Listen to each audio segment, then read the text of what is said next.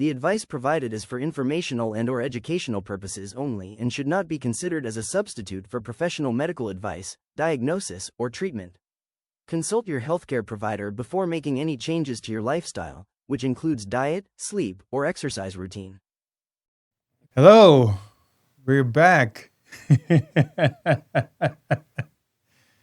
Oh boy, I'm here talking with the Honorable Francine Foster, Chief Magistrate at the St. George's Court in Grenada, and it's a privilege and honor to have her here. And we're just going to talk about the cross section between the legal part of law and health, and there's a lot of I would say a lot of more mental health aspect of cross section as opposed to a physical aspect of health. Thank you, Magistrate Francine Foster, for joining us.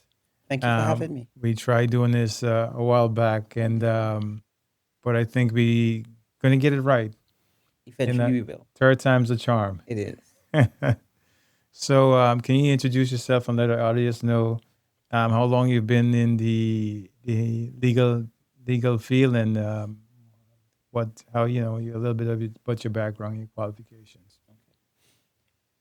Hi, everyone. My name is Francine Foster. I currently sit as the Chief Magistrate in the beautiful island of Grenada. I am a lawyer by profession, and I have been a lawyer for approximately 25 years. And I have sat as a magistrate for approximately 7 to 10 years. It is a area of work that I'm very passionate about, the law, justice, and administering that justice. And so it's a privilege to be here today to have a conversation with Micah about justice and mental health. Again, thank you and welcome to the MMO Health Media Podcast. So let me start by asking you, how do you see the intersection of justice and mental health or personal health, particularly in how the legal outcomes can affect individuals in the legal system, physically or mentally? Even now, more than ever, I think justice and mental health cross paths almost in every aspect of the law. As a magistrate, I sit and deal with diverse cases, and the impact of any matter before the court affects anyone's health, mental health, and sometimes their physical health. And it's important as a sitting magistrate to be cognizant of that. So in deliberations, it's important to speak to persons and interact with them so as to put their mind at ease somewhat as it relates to what they're experiencing. Because many times we have seen cases where, based on nervousness, anxiety, fear of probably even going to jail, would cause someone to react or interact in a very fearful way with the court. And so it's important that in dealing with justice, in dealing with legal matters, that a magistrate be cognizant and take into deliberation the mental health of anyone who comes before them, male or female, old or young. Wow, I can imagine it weighs a lot, and you have to, have that sense of emotional equity yourself to be able to, to be, perceptive and understanding of what that, having seen that over the years, what people are actually going through with regard to, the mental aspect of dealing with the law, because I'm sure there some individuals probably never been in the legal system before, and it might be their first interaction, and that could definitely, have a mental aspect. I mean, even for myself, just even thinking about it, not having to, having to come before the judge. Essentially, you saying my life is really in the hands of the judge at this point. So I could definitely understand how how impactful that could be mentally. As a magistrate, you make decisions that impact lives profoundly. How do you maintain your own mental and emotional health to ensure clarity and fairness in your judgments? It's important in deliberation to treat each case that comes before you separately. So it's important not to use previous or past experiences or interactions with other persons in other matters to determine how you would deal with the person before you. It's also important that even though that person before you had many previous matters, maybe of a similar nature, not to use your previous knowledge of that person to determine how you would treat their matter before you currently in terms based on the facts circumstances. So it's important in deliberating to separate yourself, so to speak, from the actual past issues or past prejudices you may have, and even your own prejudice, because we all have a sense of Yeah, value and principles. sure. But you have to distance yourself from your own principles and look at the situation as it's before you. So it's important in applying those those principles to those issues that you guard your mental health as well. Yeah, I think it's very, very important, even as healthcare professionals, that some of the difficult things that we see, but we it's important that we actually have our own sense of purpose and identity and guarding our own selves and some of the things that we see, so we could actually be able to be more compassionate Correct. in what we Yes. do. So, let me see what else can I ask you? What lessons from your work as a magistrate can the audience apply to cultivate a sense of fairness and integrity in their own lives? Empathy in Empathy. anything that you do, in any interaction you have, it's important to be empathetic. It's also important not to be judgmental or apply your own prejudices to situations or persons. It's important to take persons as they are, listen, hear in order to respond. And if we take persons as they are, as opposed to imposing our own prejudices on them, we will realize that we have more clarity of thought when we interact with them. And therefore, situations or certain circumstances would not, quote unquote, stress you out. But it will preserve your mental health because at the end of the day, you deal with that situation and you move on. So, what are some of the core principles and values that guide your approach to justice? And how do these principles influence you in personally as well? Okay. So, integrity is very important to me. I believe in doing as I see, and you know, so that's one of the core principles that guide my day-to-day interaction. Um, not to be judgmental. That's very important to me as well. And the importance of empathy. Exercising empathy in every aspect of my interactions, whether it be with uh, persons that come before the court, with staff, with the public, with persons in my own personal life. It's important to exercise empathy and have a sense of integrity in all that I do. How do you balance the emotional weight of hearing difficult cases while maintaining a healthy and positive outlook in your personal life? How do you balance the emotional weight of hearing difficult cases? Yes. I balance it by taking each case on its own merit, allowing the facts that I hear to stay right there. Mm. And at the end of the day, I distance myself from the core of the work. I happen to live in a very beautiful island that has lots of sand, sea, and sun. And I try to make the best use of it so that outdoors, being on with nature, meditating, praying, these are things that are important to guard one's mental health and not allow the impact of the work to take preeminence in your own mind because it can if you allow it and it affect your own personal interactions with other persons. Yeah, I definitely can see that. How do you find meaning in your work? And how does this sense of purpose influence the way you care for your own health and encourage others to do the same? I find a great sense of satisfaction in what I do when I can help someone solve a problem. And that is what legal issues are all about. Persons having problems, persons having common, persons who would have come in contact with the law, would have violated the law, and basically needs to understand what it did would have been wrong, understand that punishment is attached, and how do I not engage in this kind of behavior again, solving that particular problem. And so it's very important um, for me whenever I interact with any person come before the court that I take time to explain to them what they did that was wrong and why I'm doing what I'm doing. So what gives me the greatest satisfaction though is a change of behavior.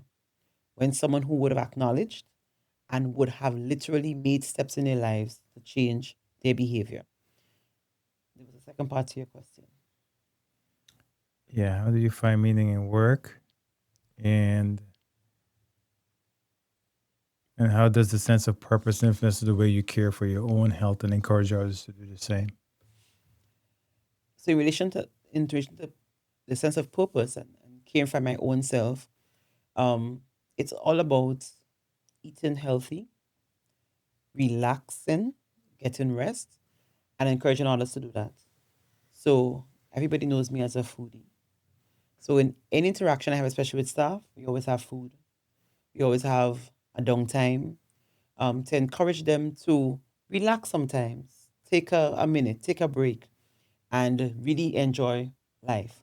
So it gives me a sense of purpose to work to see change in other persons, but at the same time, encouraging others not to be so engaged to allow yourself to be stressed out. Yeah, definitely have a sense of balance. And I know you like to travel and get away a I little do. bit. I do. So that's a little bit of an escape. One of my best hobbies. So that's good. I think it's actually a good way to restore what you put out in terms of the mental weight that you have to use, an equity you have to use to balance and give you a sense and render justice, give you a sense of justice. So I think escaping from the environment sometimes, as beautiful Yes. as it might be, but sometimes when we remove ourselves from a situation, A sense we of rejuvenation. yes, indeed, give us a continued sense of purpose, and you want to continue um, to serve and serve well Correct. and serve optimally, because you can give of yourself, Yes. having restored from Yes. travel. That is so true. No, very true. Yeah, so I definitely can relate to that. Can you share a pivotal moment in your career where a case taught you a lesson about resilience or self care that you now apply to your personal health? Can you share a pivotal moment in your career where a case has taught you about a lesson about resilience and self care? So, a pivotal moment in my career would have been when I started to deal with matters involving um, single mothers. We find, or we have a lot of those matters when it comes to issues of maintenance, especially. Mm, And in dealing with those cases, you hear those stories. They tell you even more than you need to know for the particular matter before you. But in every story, you see the love, power, and resilience of women. And in cases where I deal with juveniles, mm, where a juvenile is required to come to court with an adult, many times it's his mother. And to hear the challenges that some of these women face has taught me as a woman of how important and how resilient women can be. And those cases always encourage me and always motivate me to continue to work hard on behalf of women. And also, it reminds me of how resilient, how strong, with all our emotions, women Yeah. can be. So true. It's having been raised, for the most part by a single mother. I can tell you that I know it's not easy, but you definitely can see that resilience. You can. But it's not the optimal situation. I would say to for the children, but again, the women often have to rise to the occasion, and they rightfully they do so. You know, and showing up for the children in many a ways. So shout out to the women, shout out to the mothers. So true. Yes. You know, so definitely, I could understand. That being inspirational for you. Okay, what lessons from your work as a magistrate can the audience apply to cultivate a sense of fairness and justice and integrity in their own lives, particularly in maintaining their health? Let me repeat that. What lessons from your work as a magistrate can the audience apply to cultivate a sense of fairness and integrity in their own lives, particularly in maintaining their health? Not to be judgmental. Not to be judgmental. The biggest lesson that you can take away Mm, in maintaining your mental health mm, and being fair mm. in everything in your life is not being judgmental. Wow. There's a scripture for There is. that. I think it's in Matthew. There is a judge not unless you be judged. It's exactly by the same standards By that the you're same judged. standards. You're judging someone. Yes. But yeah, I like that. Don't be judgmental. Again, having that sense of perspective. Correct. It's very very important.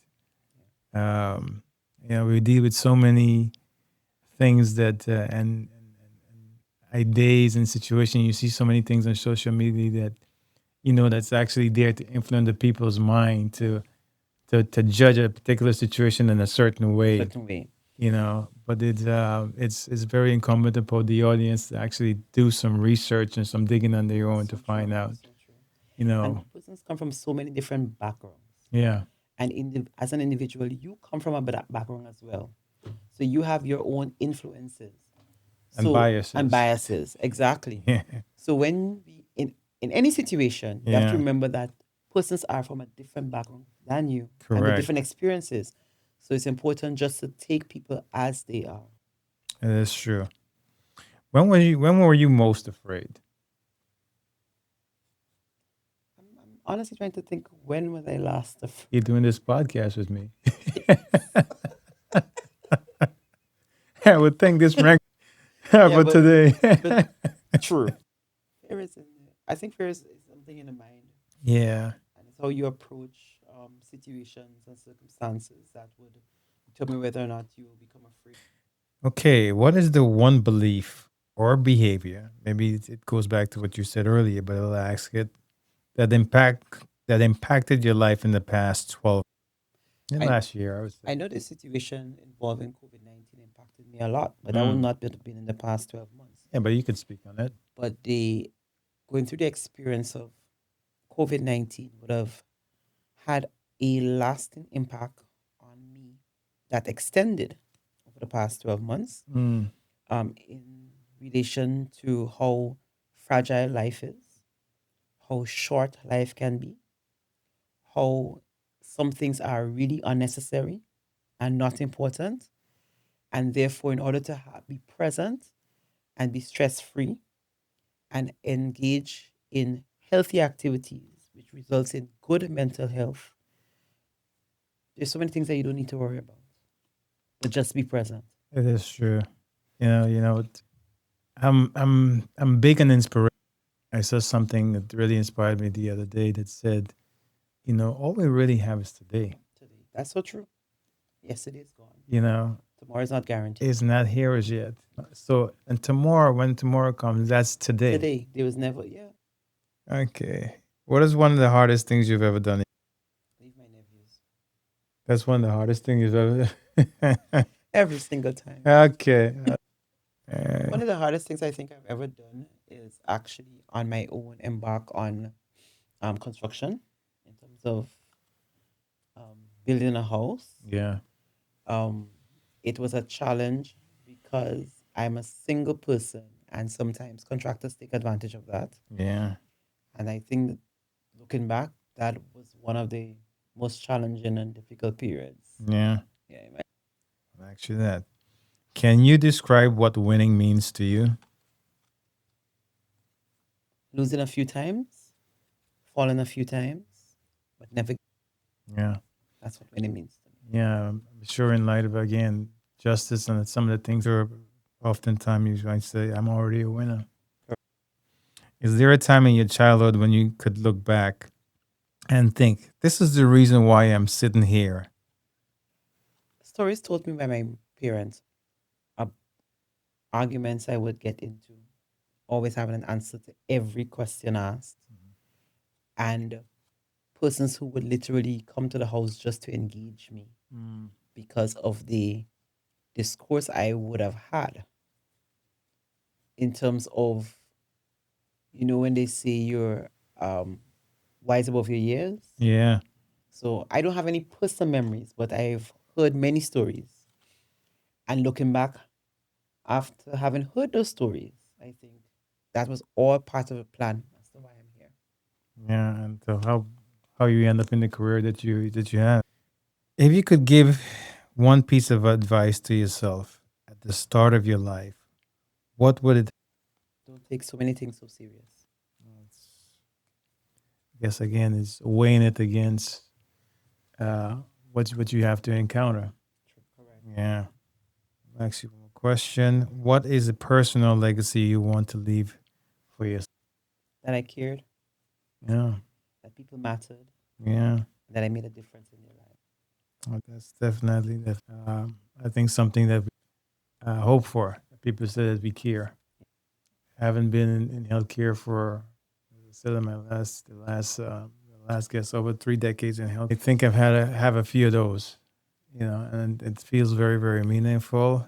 And so I thank you for taking the time to sit with me and speak on what you do, how your work is meaningful to you, how you feel that you're making a difference and impact. What advice would you give to anyone that's now coming into the field um, of the legal field, and now starting, knowing what you know? How would you advise them to navigate, to preserve their own mental health, how to be impactful, how to be compassionate, how to be empathetic? How would you advise the new lawyers or young lawyers now getting into the field? I would advise any young lawyer get into the field of law to get into it because you care about people. Law is all about people, Mm, about solving problems and showing persons the way, give them direction. And so it's very important that you care about people, that you have a good sense of empathy, you're a very good listener, and you are very good at explaining in the simplest of terms the person's challenges. It's also important to prioritize because you can get bogged down in this profession. You can be working long hours, not eating, not exercising, not seeing the sunlight because you get into work before the sun comes up. You leave after the sun goes down. So it's important to prioritize, to determine what is important and what is urgent, mm. and make time for yourself and do the things that you love to do, like travel. Because work will always be there. Work will always be there. I want to thank you very much for having me. I really did enjoy the conversation, and I want to thank you and wish you all the best in your future endeavors. I certainly appreciate that. And again, I thank you for having come and spend some time with us because the audience does not know this, but Magistrate Francine Foster is my sister-in-law. She is the best aunt to my, to my. So daddy is his daddy, but Aunt Francine is Aunt Francine. So again, but I thank you for your time having spent with me today, and with us over. And I hope you come again. We can do this. And every Sure. time we come, or even I said maybe via Zoom or something. If something comes up, Sure. once I figure out this whole thing. We're going to get there. Yeah, but thank you again for having come. It's my God pleasure. bless, God bless you too. and have a wonderful year. And I wish you the best for the year in terms of the things that you have to do. Thank you. I wish you the So, same as well. Safe travels. Thank you. Okay. Over and out.